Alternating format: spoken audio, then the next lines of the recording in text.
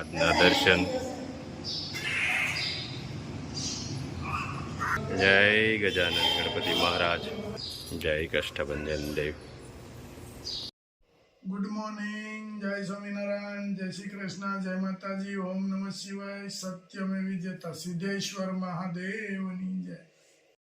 જય સ્વામિનારાયણ. આજે નવરાત્રીના 8મા દિવસે માં મહાગૌરીની આરાધના કરવી. માં મહાગૌરીની સફેદ વસ્ત્રો અને આભૂષણોથી સુશોભિત વૃષભ ઉપર વિરાજમાન છે.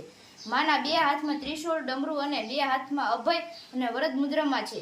માં સુખ, સમૃદ્ધિ, ધન અને લાંબા આયુષ્યનું વરદાન આપે છે. માને નાળિયેર, તેલ અને મોગરાના પુષ્પ અર્પણ થાય છે.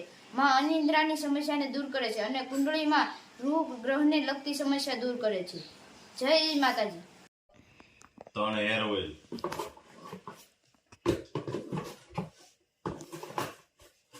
3 શેમ્પુ,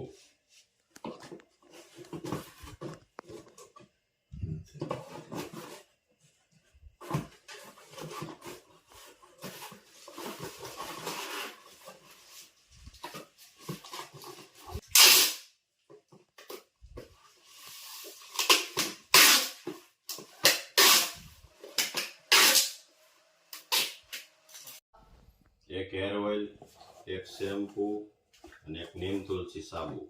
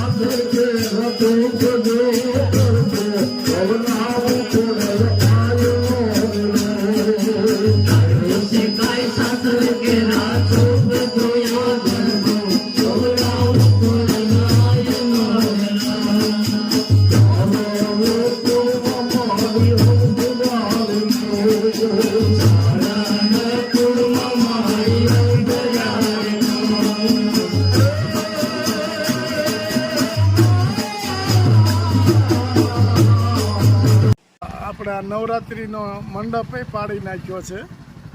જોરદાર પાઇપ પસોડા વાળી નાખ્યા અને મંડપ આજ રિપેરિંગ કરવો જોઈએ પાછો આપણે કરી દઈએ. જો ઘનશ્યામભાઈની વાડીએ જાય છે અને કેટલું નુકસાન છે એ જોતા જાય. જો અહીંયા મોટા મોટા ઝાડવા બધા પાડી નાખ્યા છે. અહીંયા જો કેવડો જોરદાર ઝાડવું પડ્યું છે. હા હા, આ તો થોડું જોરદાર પવન તો જ આવડું નુકસાન થાય ને. અને આગળ સારું કર્યું તોય આપણે રસ્તો બંધ નથી થયો, નકર રસ્તો બંધ થઈ જાય. જોઈ ગયો ખેતરમાં વધારે નુકસાન છે. આડે પોટ નાખી દીધા છે. અહીંયા એક ઝાડવું પડ્યું છે, ઘણા બધા ઝાડવા પડી ગયા છે. અહીંયા જો આ કપાસને હાવ અને પોટ નાખી વધારે નુકસાન કરી દીધું છે. જેમ ઝાડવા આપણે છેડે હોય તો થોડોક ઓર આવે, બાકી અહીંયા આખું મોટું ઝાડવું ભાંગ્યું છે. આમ જો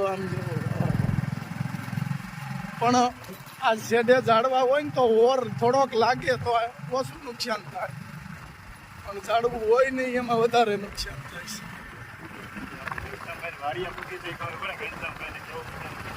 હા, અને જો ગોવાળ આવી ગયા છે ગાયું ચરાવવા મસ્ત. હા, એની રોજી રોટી છે. જય ઠાકર. વાહ, હાવ પાટલો જ કરી દીધો હાવ એકદમ.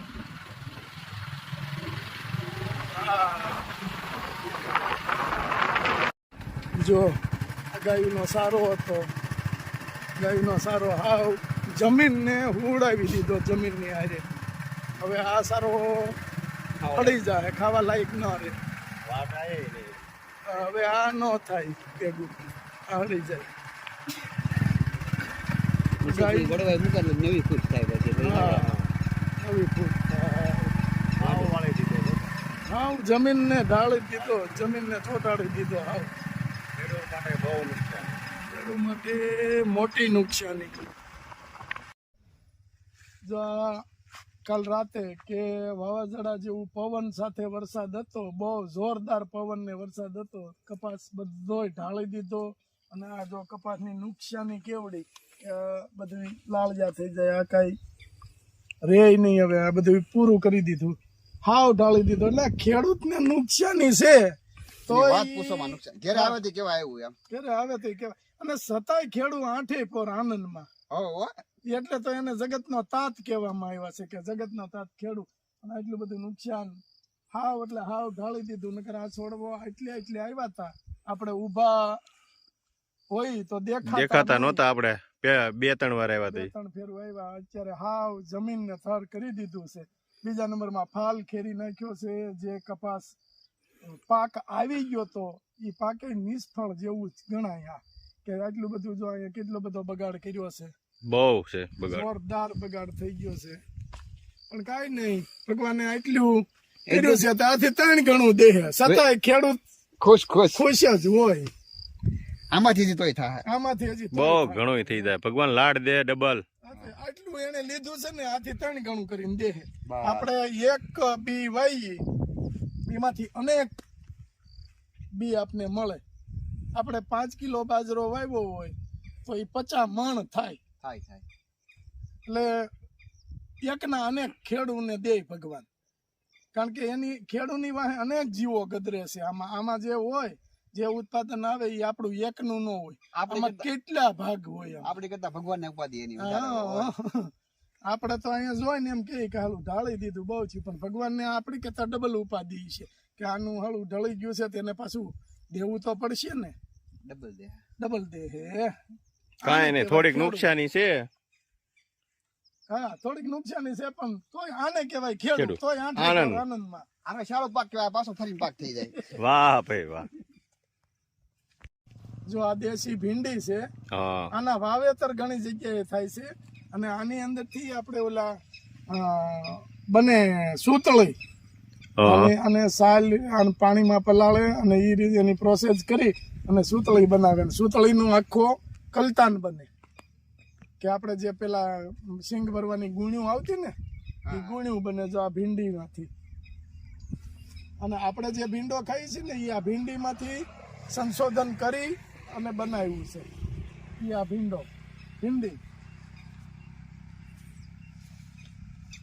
થોડો ગારો છે. ઘનશ્યામભાઈ પાળા ઉપર ચડી ગયા છે તુરિયા અને દૂધી ઉતારવા માટે.